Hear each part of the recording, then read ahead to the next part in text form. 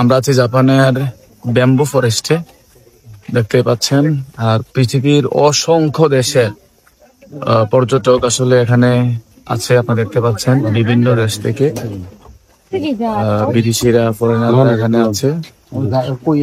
প্রচুর মানুষ। আর এখানে মূল আকর্ষণ হচ্ছে একটা ব্যাম্বু ফরেস্ট, বাঁশের বন। তো আমাদের সাথে কামরুল স্যার আছে, উনি শুধু বাঁশ দেখতে দেখতে চিন্তা করতেছে।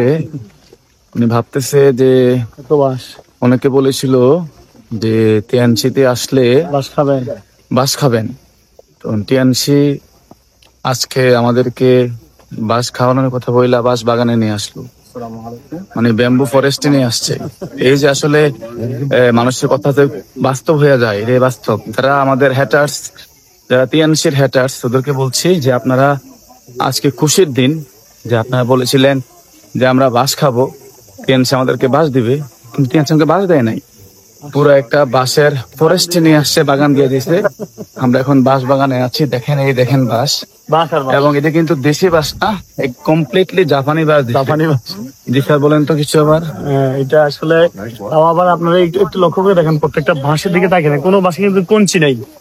বাংলাদেশে একটা বিষয় হচ্ছে, বাংলাদেশে যদি আমাদেরকে বাঁশ দিত তাহলে কিন্তু আমরা বাঁশের কঞ্চি পাইতাম, জিংলা পাইতাম, আইকিয়া পাইতাম। কিন্তু এখানে কিন্তু মোটামুটি আবার এগুলো ছাড়া। হ্যাঁ, তাহলে আমরা চিন্তা করছি আপনাদের জন্য এই বাঁশগুলোই সাপ্লাই করে নিয়ে আসবো, যদি আপনারা মনে করেন যে আপনাদের প্রয়োজন। ঠিক আছে, কোনো অসুবিধা নেই। তো যাই হোক, আসলে এটা মূলত আমি বলতে চাই যে আসলে টিএনসিতে আসলে বাঁশ পাবেন না।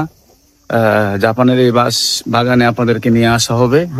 যারা বেশি বেশি ব্যাম্বু ফরেস্ট দেখানো হবে, ব্যাম্বু ফরেস্ট দেখতে চান, তারা এই টিএনসি করবেন। খুবই চমৎকার একটা দৃশ্য উপভোগ করছি। তো টিএনসি সকলকে ধন্যবাদ, সবাইকে আজকে বাঁশ বাগানে ধন্যবাদ। বাঁশ টিএনসি করুন, বেশি বেশি বাঁশ খান, আর একদিন বাঁশ বাগানে, জাপানের এই বাঁশ বাগানে চলে আসুন। ধন্যবাদ সবাইকে।